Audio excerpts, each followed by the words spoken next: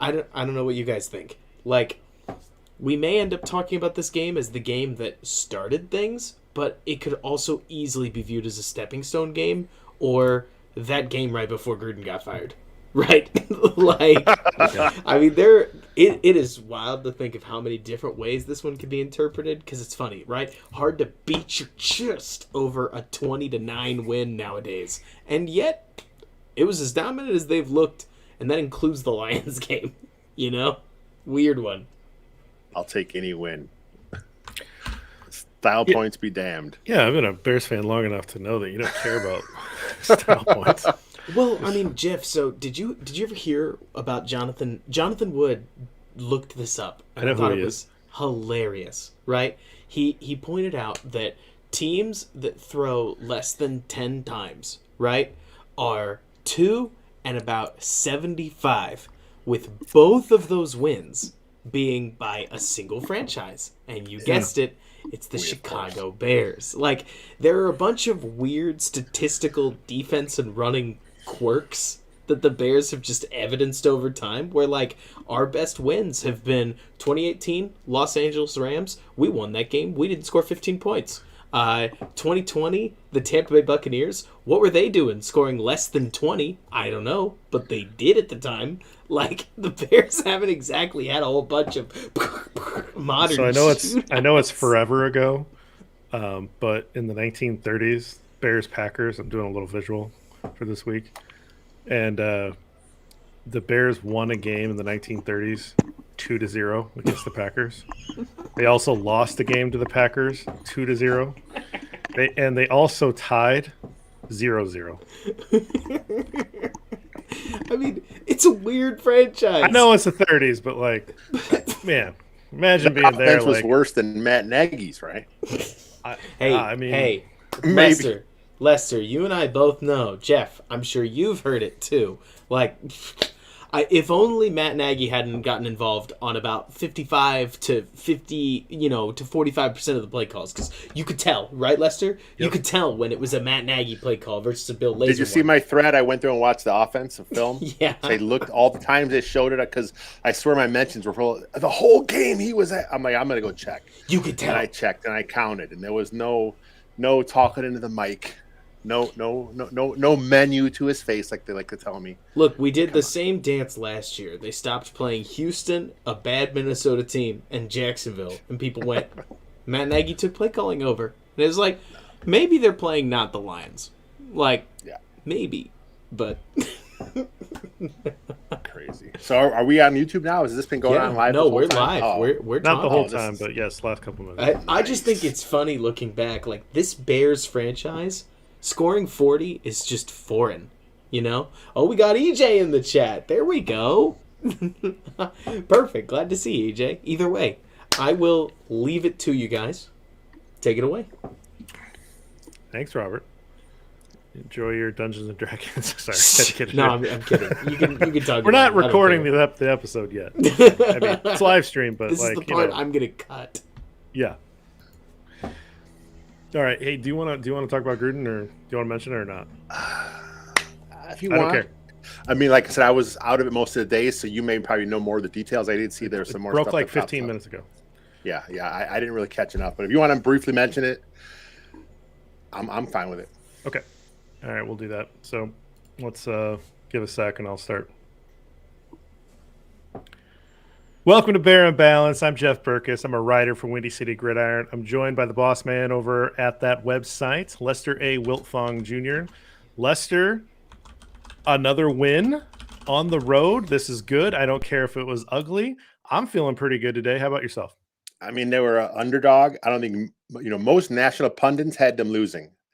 Most of our guys had them losing. So it's a win. I mean, it's a nice win against a team that was playing pretty good football. Yeah, they lost on Monday night, but their offense was clicking, and the Bears defense came in and they put a whipping on that average Raider team.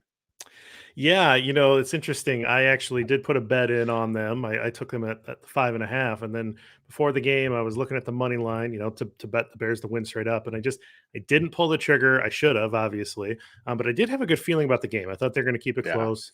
I felt that way going into the game. And, in hindsight, they look like a team that was ready to take on a team like the Raiders and, heat up a guy like Carr, and, keeping them to 9 points is pretty impressive. But I had a story I wanted to start with, and then we're going to get into a little bit of news, and then we'll launch into the normal categories. But I got a text message during the game from a friend and said, "Hey, come over." It was a few blocks away. There's this like Bears club kind of thing where a bunch of Bears fans get together.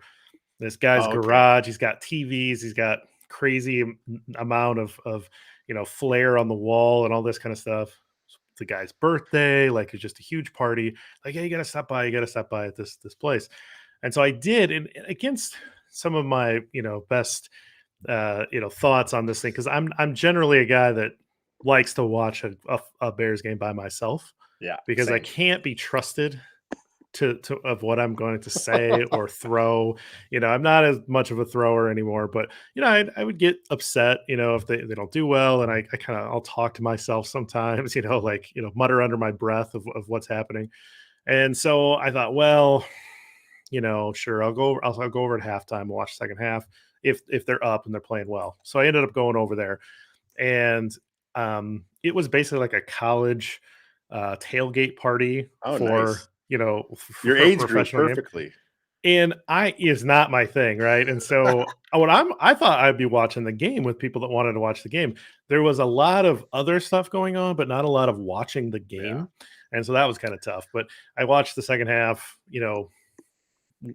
People were having conversations with me as I was watching the second half. But I wanted to ask you, like, what is your preferred way to watch a game? Do you like to go to a bar? Do you like to be around fans? Or do you like to just kind of be by yourself in front of the tube?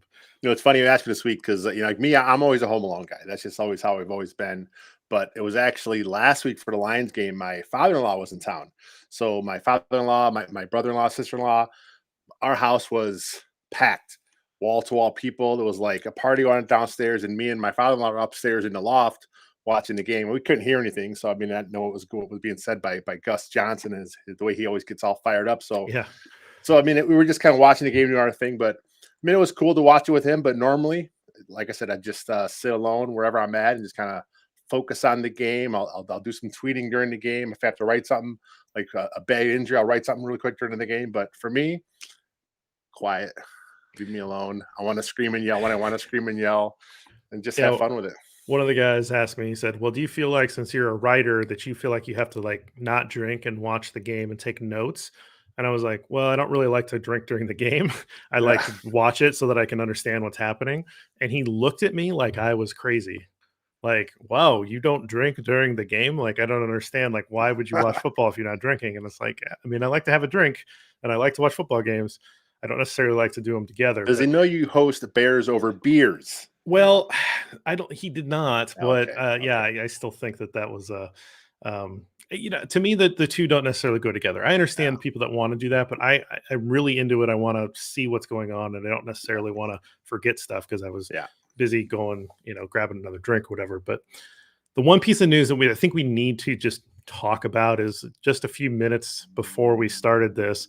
It was announced that John Gruden, the head coach of the Las Vegas Raiders, will be stepping down. There was some controversial emails that were leaked from 10 years ago when he was announcing games with Mike Tirico. Tirico and Dungy sort of addressed this a little bit from their perspective last night on the Sunday night game. If you guys were watching the Sunday night game, they kind of came out in defense of Gruden, and said this is not the guy that we know. And it sounds like there might be more emails that are doing, saying similar things. And so he has chosen to step down. So obviously a little bit of a distraction for the Raiders going forward. I don't think you could claim that they were that distracted going into that game because it didn't seem like it was a giant deal at the time. But interesting things, it's 2021, there's repercussions for your actions. And, I don't necessarily have an issue with any of that, but a little bit of a surprise. And John Gruden is a guy that's been around the league for a long time and has been a real fixture in either our TV sets or as a head coach in this league for a long time. Yeah, it's interesting for sure. Like I said, I was telling you before the show, my whole day was I was so busy, so I'm catching up on a lot of the news late. But I did see some of the stuff that happened earlier today, and I mean, it's, like you said, it's this day and age. It's just like, there are certain things that just are no longer accepted, and what he said and what he wrote. And yes, it was 10 years ago, but still, those things is just, there's really no place for that in society. So uh, it's probably the best move for him to step down. Like I said, it would be a big distraction going forward. How much did that affect the team on Sunday? Maybe a little. I mean, it was addressed on the broadcast by the announcers. John Gruden had to address it. The Raiders put out a statement. So, it was there. I'm sure they didn't know to the extent that it was going to get this bad. But, this is what happens. And, when you do things you're not supposed to do. And, these are things that, it was the argument is it was a private conversation. Well, it isn't anymore, so it is what it is. I mean, there's nothing you can do about it now. It's, it's out there, and, you said it, you did it. This is what you did at the time. And whether you meant it or not, there are repercussions for your actions. So yeah, absolutely. say la vie. Yeah, well, it's interesting because if this would have happened a week ago, Yeah. that would have probably dominated the storylines. That's all Yep. we would have heard about. You heard about it a little bit during the game, but really it was about football and this big win for the Bears on the road. And just it's nice to see Justin Fields go on the road and get this win. So let's get into it because I want to talk about some things. So every show we start off with our trench tribute, and so I'll go first this week with my answers. So last week you went first, and so. I got a feeling we're gonna have some crossover on some of these categories. We generally do, but that's okay. Yeah, that's okay. I wanna shout out the guards. I want to shout out Cody Whitehair and James Daniels this week. It looked like they're really starting to settle in. I thought they brought some attitude to the running game. Cody Whitehair is looking pretty good in pass protection as well, in my opinion. They allowed the backup running backs because David Montgomery is hurt right now. He's on IR for a few weeks. They allowed the backup running backs to really run quite well. The overall stats, yards per carry, came down towards the end because they're trying to run out the clock, but 14 of their carries gained at least 6 yards from Damian Williams and Khalil Herbert. Little hat tip to Matt Bowen for that number that he pulled and threw out on Twitter today. And so to me, the guards really set the tone in the running game yesterday. And so I wanted to call out both of those guys because I think they had good games and I think they're coming around and they're starting to settle down that offensive line a little bit. I did go back and watch the game, and I was focusing on one of the guards that we might transtribute for this week. I'll get to that in a moment. But I saw a lot of people on Twitter saying that the interior of the Bears line, including Sam Mustipher, did pretty good. So at some point, I'm going to go back and watch Mustipher. I might try and grade him if I have time. But for me, my tribute this week is going to be James Daniels, partly because of that fantastic slam that he had that I'm sure everyone saw by now.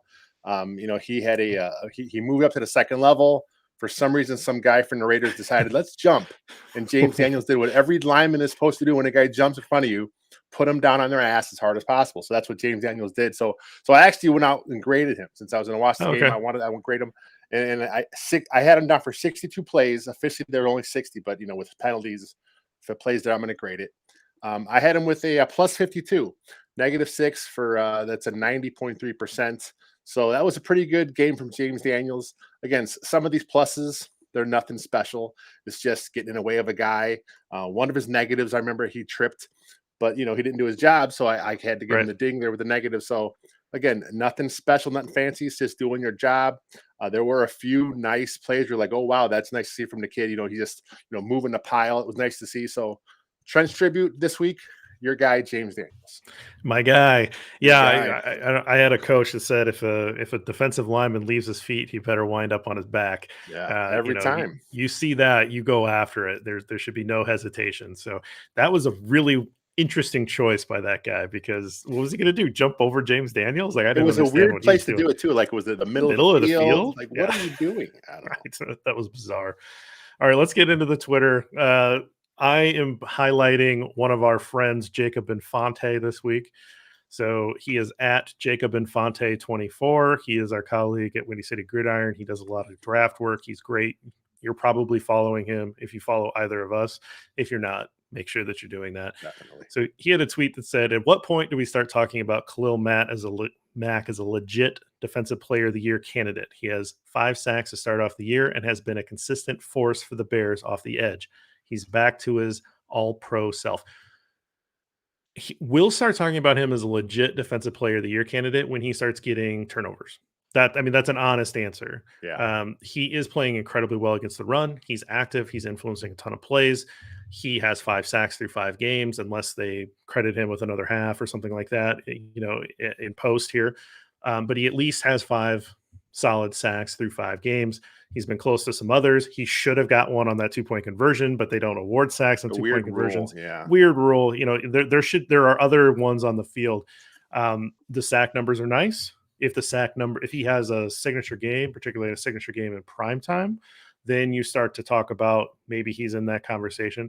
But Jacob's right in that he is in the conversation for being a first-team All-Pro, and that is what you want. The Defensive Player of the Year stuff is narrative-based a lot of times.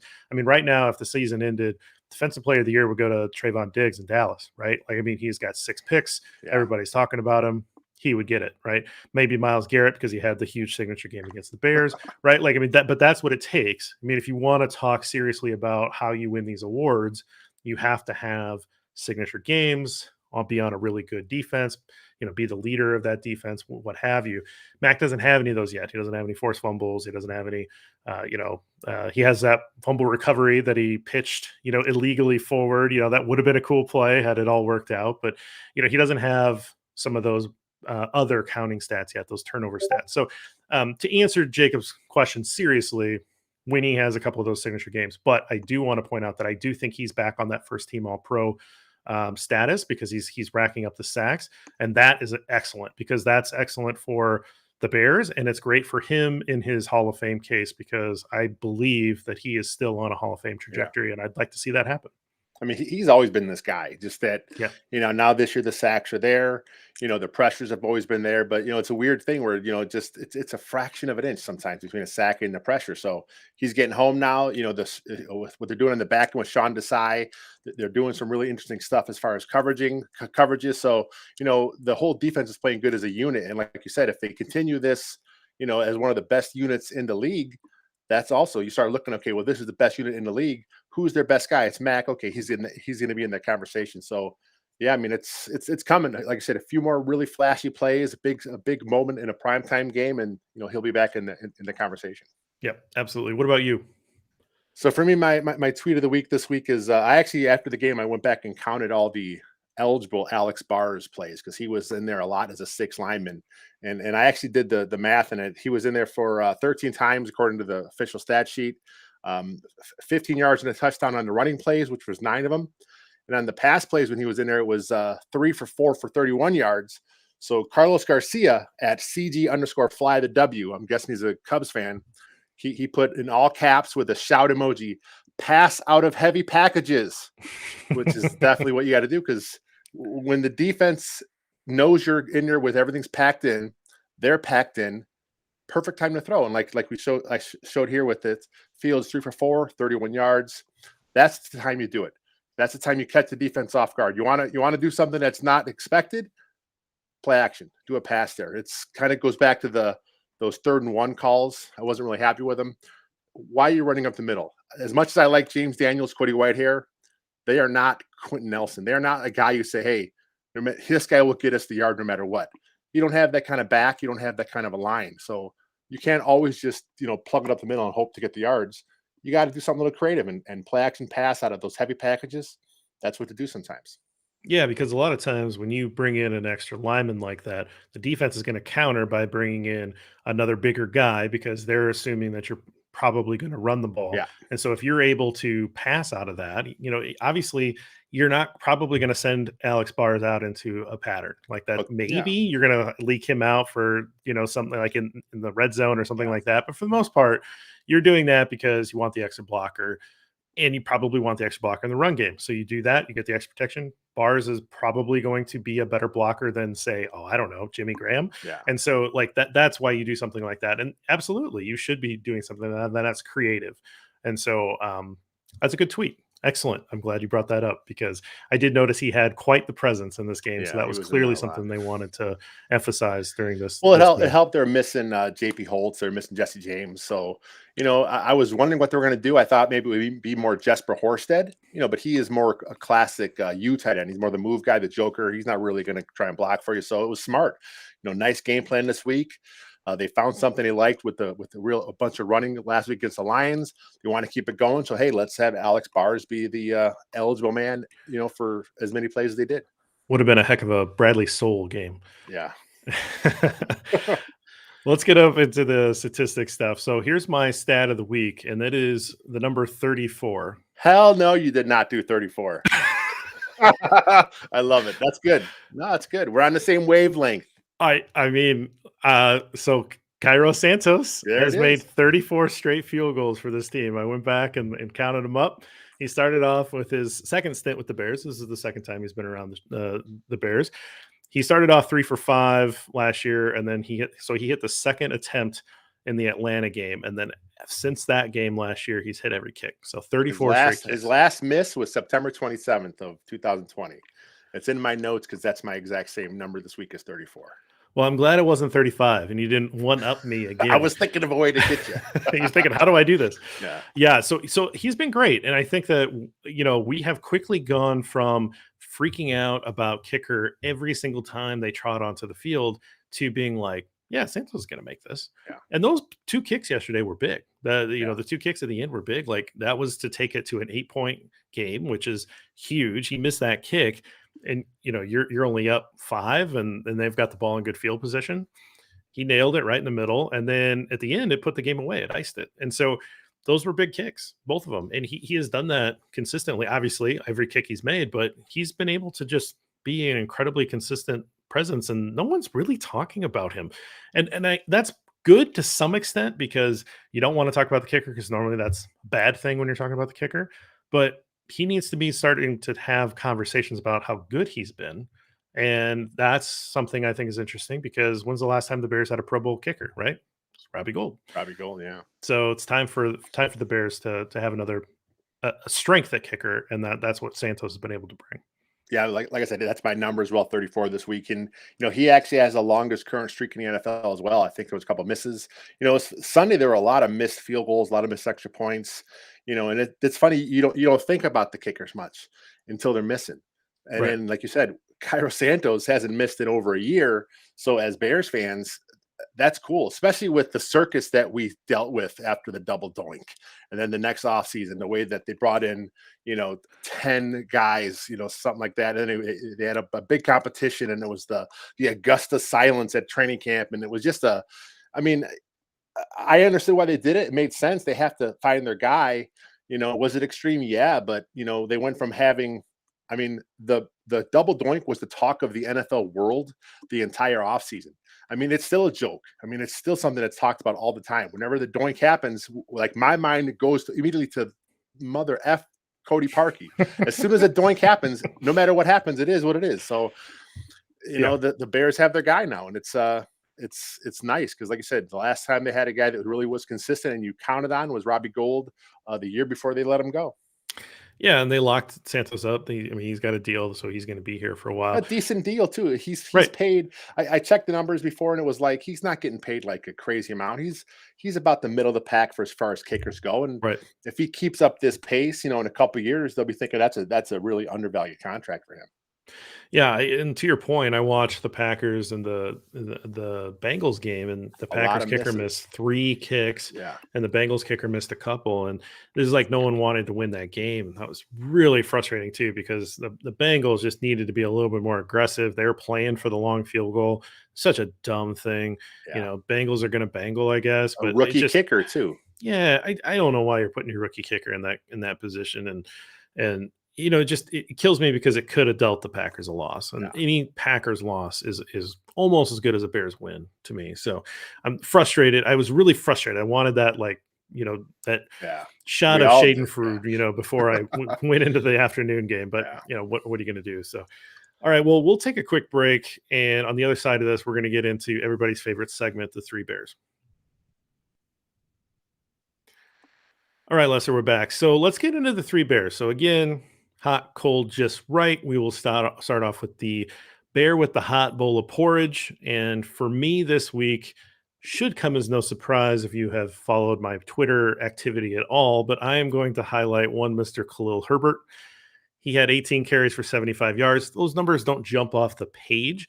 A lot of those carries at the end of the game were running into heavy fronts, and they kind of brought down his yards per carry. They were much better before the last couple of drives, but I thought he looked really good. This is a third string running back. He's a rookie running back. I thought he ran really well. I liked him when we saw him at camp. I think I talked about it. And again, I'm going to bring up your buddy, your coaching buddy. He didn't, he wasn't a fan of Herbert. He was like, I would move into a slot receiver and all, no. I don't know what you're talking about, Papa Scarbs, but he's a big Damian Williams guy. I'm sure he does like Damian Williams. So Williams got his run. Yeah. Williams looked good as well. But I wanted to highlight Herbert because I like, you could just tell sometimes in camp where you're like, okay, yeah, this guy belongs. And you never know with a 6th-round rookie, but he did look like he was going to be a part of the team's plans. They wanted to make sure they got him involved. He was going to make the active roster. None of that surprised me when that happened. And now when he's been in the game, he looks fun. He's looks like he can play in this league, and I'm really excited to see what he can do over the next few weeks as Montgomery heals up that knee. Yeah, he's a little different style of a tailback. He's more of an outside zone guy, whereas as far as Montgomery and even Williams is more inside guy. So, we haven't seen him yet break a real big run, but he has that kind of speed. He has legit 4.4 speed. So he's a guy that has the speed. He has good power. I mean, you saw there was a few runs where he just kept his legs turning and he was just moving the pile. So I'm excited with the Bears running game. If they stick with this formula, I mean, it seems like it's an old school way to win games, but while you have a rookie quarterback right now, it's a perfect way to do it because you're bringing him along slowly. You're letting the game kind of come to him. You're not expecting him to be the man right now. And I think at some point Justin Fields will be the man, but lean on the run game for a few weeks until he gets real comfortable in there. And then let's let Justin Fields, have his 30 attempts and go crazy with pass once in a while. Yeah, I didn't mind this game plan. Honestly, it seemed like a pretty good one to sort of protect him a little bit. But what about you? Who did you have for this category? We talked about it earlier. I'm going Khalil Mack. I mean, it's like every week we talk about how good he is as just an all-around football player. He's great against the run. But this week, for whatever reason, like I said, it's just a game of inches. But he has some extra stuff here. 8 tackles, a sack, a tackle for loss. He had the big sack that wasn't a sack on the 2-point conversion. He had another one where he actually took down Carr. Like it was credited to Tayshaun Gibson. Bears Twitter really thought that should be Mack's sack. And at some point they may change it. I'm not sure if that'll happen, but he just was all over the field. He made an impact from the start. And he was playing at that, all pro level. This was a pretty big game for the Bears and for the Raiders. So maybe this is one of those signature moments, signature games that kind of gets the narrative started for him being that all-pro guy. Yeah, certainly he wants to show out, in the team that traded him, to show the coach that did that he had a rough game.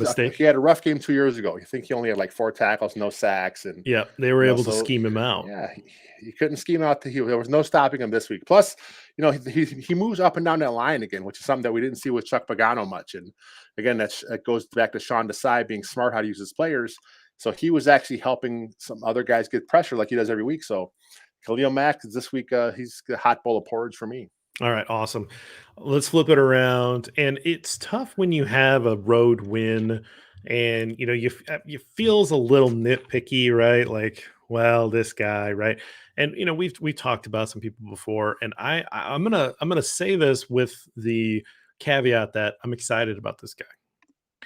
But Jakeem Grant, I'm happy he's here. Like, I really am. He looks like he's got some juice. But he returned a punt that landed at like the 1, and he returned a punt that landed 3 yards deep in the end zone. I mean, I think you got to let those bounce, man. And I think you got to just like take the touchbacks here. Now, they didn't cost the Bears much in field position, maybe a couple yards. And then there was that kick that he just didn't see coming off the foot or something because he had a late break to it. He let it bounce. And that ball was, I mean, that's a live ball and a kick. So like you can't let a kick bounce in when it's kicked with distance. If it's squibbed, it's squibbed, but that's a live ball. So that was another mistake. Now I think he's going to be really good. And I like that he wants to be aggressive, but there's a limit to my excitement about aggression in a punt returner. Yeah. And if it's in the end zone, I just want it coming out to the 20. For me, I look at him. He's a guy that obviously has a lot of confidence in himself. Right. But there's got to be a rule. And I'm not sure if the rule was translated to him since he was just here from the Miami a week ago.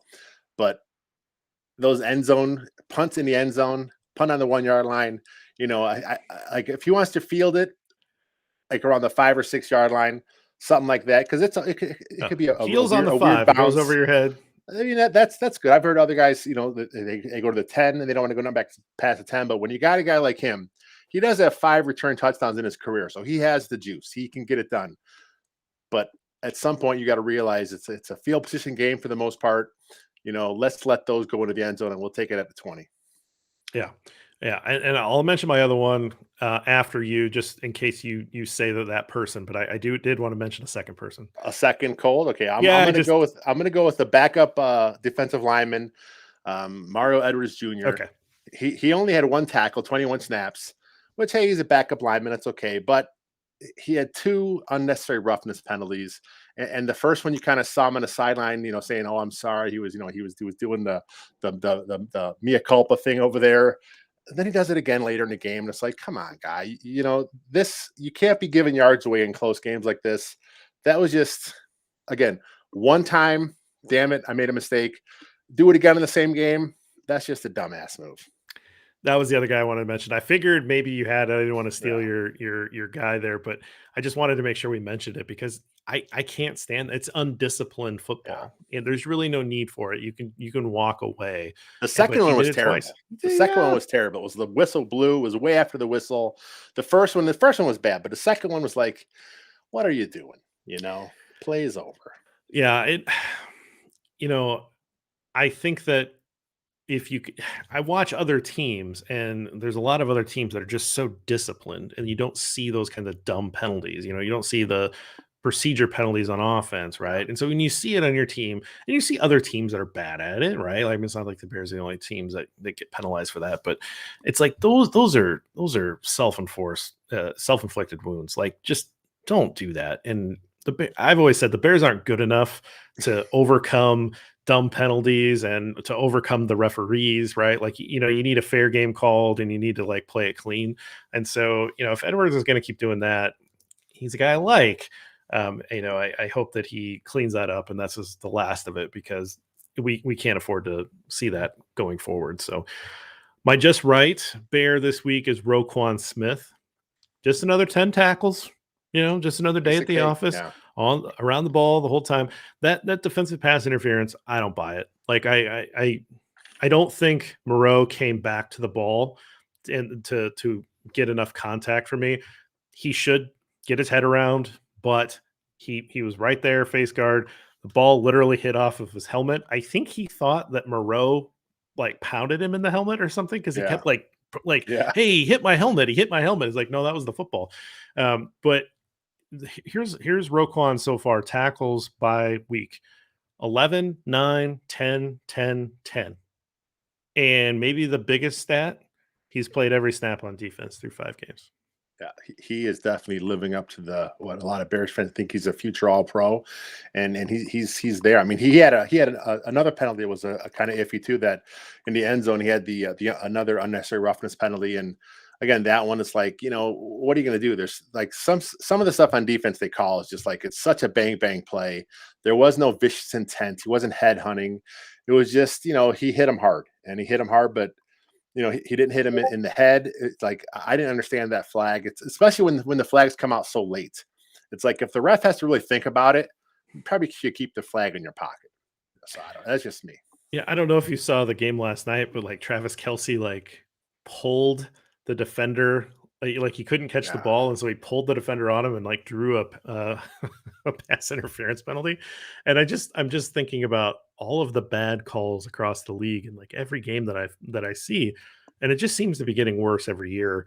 And I don't understand some of these calls. I understand you're doing a lot of this to protect players, but some of these they don't make any sense. And so when they have a 15-yard penalty associated with them, there needs to be something, or some reviewable piece to this. But I didn't like the DPI. That was what bothered me the most because I thought that was pretty good coverage. And if Moreau would have stopped and like tried to come back for the ball, I might have cared a little bit more, but it was just good coverage. And you're rewarding a bad throw into tight coverage with a penalty. And I think that's counter to what, competitive balance should be, right? Like you shouldn't be penalizing the Bears because Roquan had good coverage on the player and Derek Carr made a poor decision to throw to a well-covered receiver and then made a poor throw. I mean, if he would have put it over his head, Rowe could have just reached up and caught it, but he threw a bad ball.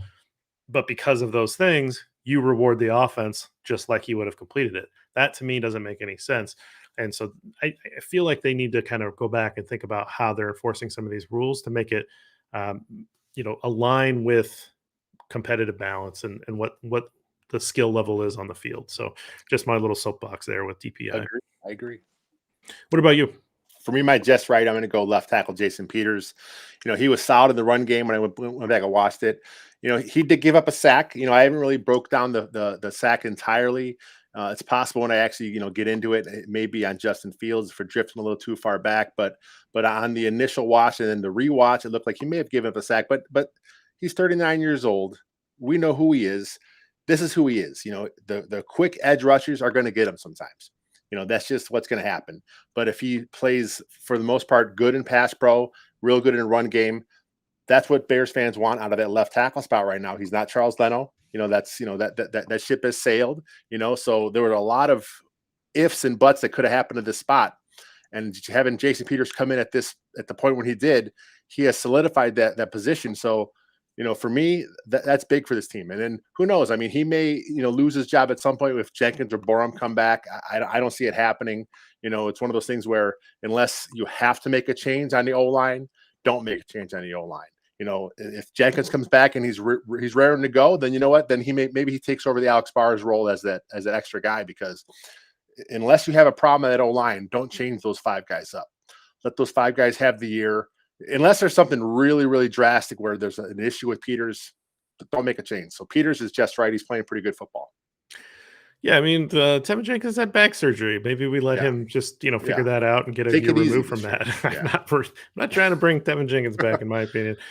Well, before we get out of here, I want to maybe we just have a little Fields report, sort of at the back, just something we just off the cuff. I didn't mention this before, but maybe we kind of just talk about 1 or 2 things about Justin Fields as we see his development throughout, these games, because again, as a rookie quarterback, he's going to make mistakes, but something that we noticed or something that we appreciated in the game. 1, I would maybe say retire the spin move. Maybe that's not something that we need to see again, because he spun right into a direct hit on the ribs.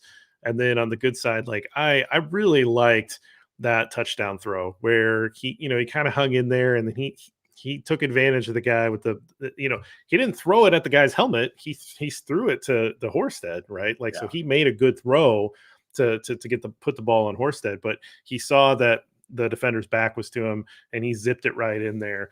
And, the defender was kind of looking around like, wait, what? Where'd the ball come from? And I really like that. It seemed like a really smart throw and a safe throw given the tight quarters of the red zone there. I just really appreciate it. I can't remember the last time I saw a throw like that, from a quarterback for the Bears. That's a throw that we see, like you said, other quarterbacks make. Right. Smart quarterbacks make. They know that defender's not looking. So if I throw it here, only my guy will have a chance to react to it. When's the last time we saw a Bear quarterback do that? Maybe Jay Cutler out every now and again would do something like that because he had the cannon to do it. But was it him being smart or him thinking my arm's so great I can make this throw? So who knows? But with Justin Fields, I get the vibe like, he's just smart. Like he's a very cerebral player out in the field, and he makes that throw because he knows that guy's not looking. I'm gonna do it. And then of course at the end of it, he has it's on his knees with the. Doing this thing, the gifs all over Twitter. So it's nice. I've already used it like 6 times. So. I saw that, like for me, the play I really liked, I was really impressed with.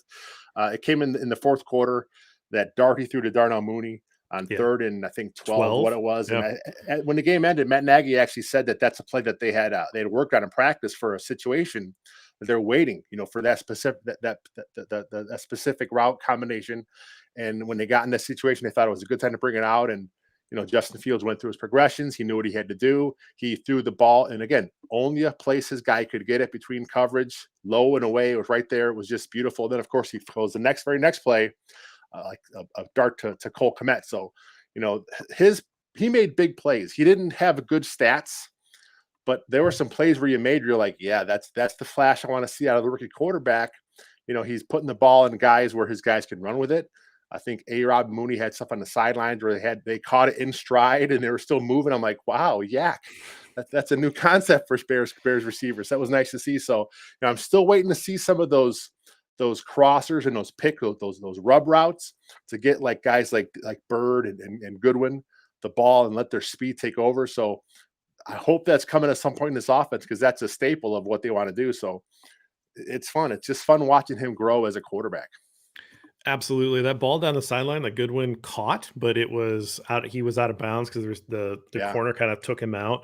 And Goodwin probably needs to, keep his position. That's twice with Goodwin where he kind of caught one, made a great catch, but he was just out of bounds. Yeah. He probably needs to be a little stronger in that route, but it was a good throw, put it on him and, he gave him a chance and he came down with it. He had his feet out of bounds, but yeah, there's throws like that the one to Robinson where he gave him some room around the sideline, got a first down.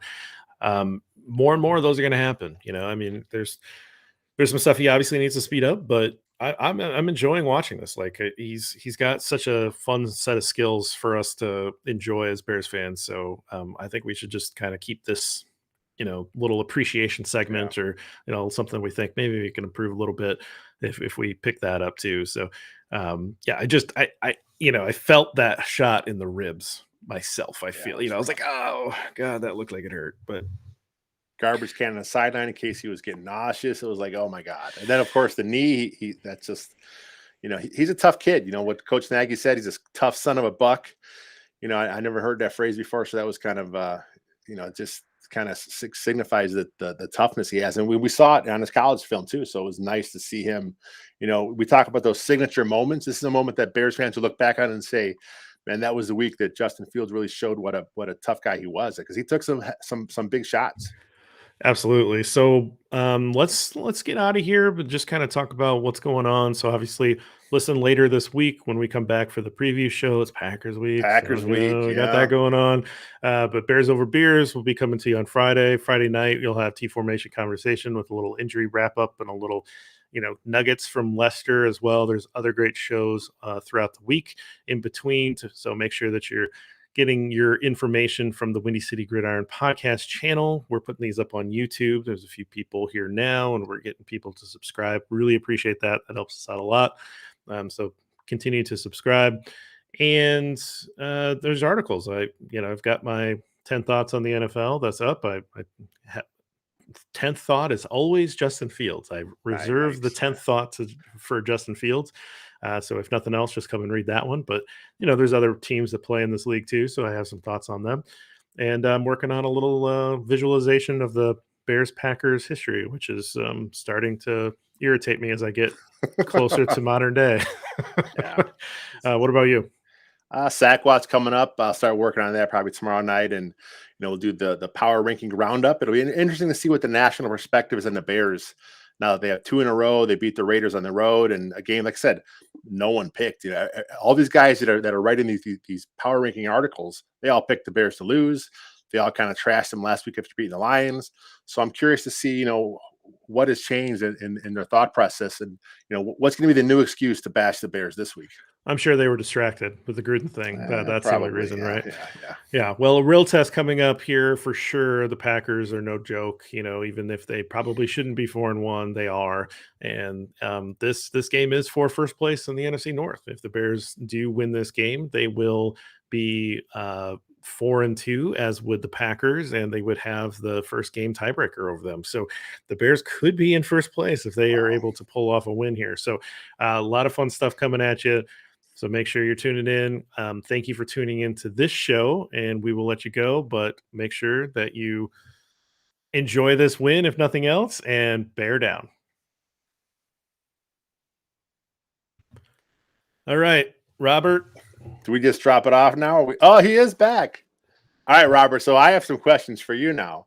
So what is your character? Questions. I have some D&D questions. What is your character you're playing with right now? You're muted. I want to hear this. Come on. So right now, me and my group have been going through the same dungeon for the better part of a year and a half, and well, it's like a 23 level module that our DM was like, I can read out of a module. I don't have to homebrew this. This is great. And so right now, I am running a wild magic barbarian that is. I use a whole bunch of great weapon master feats to get a plus 15 damage roll for only minus 5 to hit. And since I've got plus 11 to hit normally, that only downgrades it to like plus 6. And if I use a reckless attack, I get advantage on that. So it's like DPS on point. Which, Jeff, how much of that landed? I stopped listening when you said Dungeons and Dragons. Yeah. So, sorry. Yeah. I'm sure it's fun. I'm sure it's fun. Back in my youth, I was a huge D&D guy. As I got older, I kind of just, you don't have those guys to play with. I started playing a lot of the role-playing games online, and now recently my daughter's boyfriend is a big D&D guy. So every now and again, he'll pull something up for the family to play and do something there. Jordan, the answer is Rob is a gamer. Like, whether it's football gamer, D&D gamer. Modern day Renaissance man. What Robert can I say? I'm big on entertainment, I guess. I like the RPGs. I played my fair share, but not D&D. So, but like the video game art. I was gonna say Final Fantasy. Well, started with Final Fantasy stuff, on the PlayStation, and then, I've done the. What's the Dark Souls series? Dark Souls, that kind of stuff. Yeah. Skyrim. How about Skyrim? You played Skyrim? I never played Skyrim. Would you believe, Lester? It's the one I didn't play. Like, Skyrim was so. That came out for the PS3 originally. It was a PS4. I forget, but whenever it first came out, they've re-released it at least it's all 8 now. times. But that was just such a phenomenal game. It just took me back to my early days of playing the D&D in the basements and rolling the dice. Same kind of vibes. It was cool. I know you guys mentioned it on the podcast, but I really think the number one funniest thing, you mentioned a phenomenal game. The funniest thing about this Raider game was that Justin Fields had yet another technically nice game with very low box score. So there are plenty of people that are just going to be like, 111 yards? Kid sucks. The box score scouts are already all over Twitter. Yeah, you know what I mean? There. Like 111 yards, 20 attempts, kid sucks. Just immediately. And it's like, I don't know about that. Like, let's I mean, I would love it if they had more volume and, you could see more of these throws and you could, you'd have bigger stats, like all that stuff. What is it? But... If you combined his 2 games into 1 game, JB. I know. He's 37 attempts for 320 yards. Oh, man, that sounds good. Like, one I mean, he'll get there, but like, right now it's like, they win. They're wins, right? Just I mean, win. If there were losses, you'd have different conversation. But right, exactly. They're wins. They're kind of taking the air out of the ball. Oh yeah. If anything, I don't know, so Jordan just mentioned the Justin's speed or lack thereof in the run game. I think it's hilarious how, look, if you want to make the argument that Justin Fields ran wounded, like that he got lit up so early in the game with that hip that he was basically limping through those quarterback runs, I'd believe you. But at the same time, Justin has yet to look like he wants to run the ball at all. Like that's not what he is. His speed is so natural. He scrambles to pass. Right. On things like bootlegs and whatnot, you can tell he's got the lateral speed to get to the side. He does not want to run the ball. He wants to throw the ball. Like I do not want to see designed runs. I want to see designed boots. I want to see read options where he has the choice to hand or keep. Absolutely. I don't want to see these power sweeps. I don't want to see he is not Lamar Jackson. He's not Lamar Jackson. That's not his game. I hear you guys. There's nothing wrong with that. 11-man running gets me hot and bothered. Like it sounds so silly, but Jeff. Well, because you're flipping the math. That's what you like about right. it. It's the whole honestly, as silly as it sounds, Montgomery out of the Wildcat was great. Like it's even better when you could do that with Justin Fields because you can maintain a passing threat, right? Like, which is why I like the boots, the design boots and rolls, because it gives him the option. If it's like he has to be coached up where he here's his boot, here's his read, here's a second read. Now you go. We're not going to let you. It's there for you to take it. But these like that sweep on third, whatever it was, just like They give him an option to pass. You don't as just usual, straight Lester. roll. You've heard it a million times, haven't you? Don't say that was a Matt Nagy call. No, I was going to say that yet again. It's like, is it a bad play call? Well, it depends on if you think that the Bears should be able to block like a standard. Oh yeah, one-to-one if the block's setup. there, then it's a different conversation. Oh, it's a great call, but honestly, Because just Peters didn't get to the I've edge. never been a fan of those kind of runs Sure. myself. I mean, especially when you're running them with what's the word, with Mitch. Like quarterback What's runs the with word? Mitch was what. I mean, What's I the had to word? think about it. Quarterback runs with Mitch were always so iffy because, like, technically Mitch was faster than about half the league, but that's because half the league was over 32. Like, Yeah, but he didn't. yeah, exactly. It wasn't Jeff, natural. exactly like you're thinking. He didn't know how to slide. Right. Oh man. I mean, just speaking of, nothing was natural with him. glad So, Burrow's you know, okay because that was one of the worst slide decisions I've seen since RG3. But he got smacked around. Jeff, what are you thinking? I think Lester's. I agree with Lester. Like, he's not Lamar Jackson, so like, don't put him in those positions. I'm not even sure he's Trey Josh Lance? Allen. Well, yeah, that's a whole other, but like, Yeah. I'm not sure he's Josh Allen, No. right? Where he's just like, Josh Allen's just this guy that, you run him like they used to with Cam and stuff, right? I think I think he's more Wilson Mahomes, right? Like, where he's Right. a guy that can run and he can burn you. Rodgers, for God's sakes, right? Like, Rodgers can burn you with scrambles too. Like, and certainly, previously when he was a little younger, he could do that. I want to use him that way, where you're being smart about it. But if you're using him as like, this is a really good guy that can run the ball like Lamar Jackson, I'm out. Like, I don't have any interest in that. That's why I don't want Greg Roman. I don't want him coming in here. Makes I want sense. Brian Daboll if anything, or I want Brady or whatever. Like, I don't.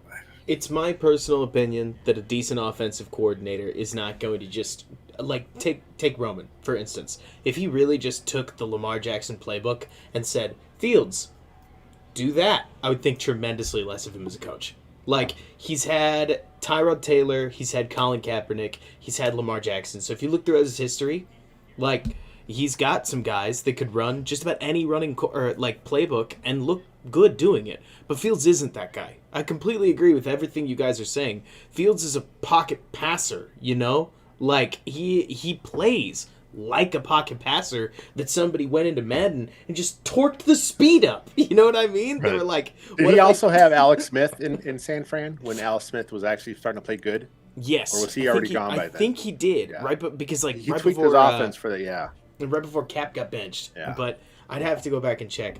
All that to say that whether it's Dabble, whether it's Jackson, I feel like we got to remember we're picking the coach. We're not picking the offense. It's right? going to be Laser and Nagy again. It's going to Honestly, I mean, if they we win can joke 9 around all we games, want, it's not Lester, gonna but matter. you're right. Like at this they're point, coming back. I mean, Jeff, all it takes, the Bears have to win 1 out of their next 3 games, win a grinder against Pittsburgh, and all of a sudden they're 5-4. Like, Yeah, I mean, they could sweep Minnesota. Minnesota probably looks even less than I thought they might. Right? They got another game with Detroit. I mean, they can stack enough to keep them around. It's going to be a moot point. So it's the sort of thing where, like, all of a sudden... So I thought Bill Zimmerman put this really well, because I was talking to him about this just the other day. He was like, okay, so, on one hand, Bears make the playoffs. Matt Nagy has now made the playoffs. Let's say they do, right? Matt Nagy's made the playoffs in 3 out of 4 years. How do you fire him? On the other hand, he can't fire Bill Lazor for being okay and only okay, because Bill Lazor just saved his job. So now you have a head coach that has to be limited. Like, if you're giving him an extension, you're saying, but you're not allowed to call plays. And you have an OC that's unimpeachable because he's the reason the HC's still there. It is the way Zimmerman laid it out. It is a tenuous situation. Yeah, I'm not sure I put it out there on Twitter or whatever, but I've said this in chats with some of you guys, and it's like the only thing I like, or the top thing I like about Bill Lazor, is he's not Matt Nagy. That's it. I mean, everything else about Bill Lazor, I'm not sure if he's going to be the guy long term, because I mean, he was not calling plays a couple years ago. He would have been fired from a couple jobs. So it's like, is he really the guy you want running this offense for the foreseeable future? I think it's possible because he's not like this old, really old school guy. He's still relatively young as far as the play caller goes. So maybe him and Justin Fields can grow together. That's as a Bears fan, because like I said, I'm already thinking they're gonna turn this around enough to keep him. Nagy's not going anywhere. As much as I want to see a different scheme, I don't see it happening. So the only hope I have right now is to think that Bill Lazor can grow with Justin Fields. They can have a nice relationship, and they can start playing the best of each other, and we'll see the best of Justin Fields. Honestly, Lester, it's funny you say that. Jeff, I don't know how you're going to react to this, but since 2019, the only hard and fast rule I've been able to form and hold with the Bears is when you need them to win, they probably won't. And when you need them to lose, they probably won't. That goes way back. Yeah. There's so much of that where if they would just lose, they're terrible, they're out of it, just lose the rest of their games and they get Peyton Manning. They can't do it. They can't do it. They just blow all of these opportunities to draft great quarterbacks. But on the other hand, I'm just, Jeff, I can't talk myself into them beating the Packers, but it's totally possible. It's possible. I mean, Alexander's out. I don't know what they're going to do about Adams. So that would be my biggest concern. Nothing. He went off for 200 yards. So, but that's all they got. I'm not all they got, but and then you jam Jalen on him and you hope for the best, right? You give him the Odell Beckham Jr. treatment. I mean, you either put Jalen on him or you try to bracket him. And I don't know. They'll shadow him with Johnson. I mean, they've already shown that they're going to do it with the top receiver, and they don't get much more top than Adams. He's the best in the league. Yeah, he's awesome. I mean, and a pending free agent, correct? Last dance? This is sort of. Either way, guys, I think we're going to shut this down. What do you guys think? Let's get out. Appreciate it, Producer Robert. Of course. Enjoy your D&D. Everybody, thanks so much for listening. You guys are awesome. Talk to y'all soon. See ya.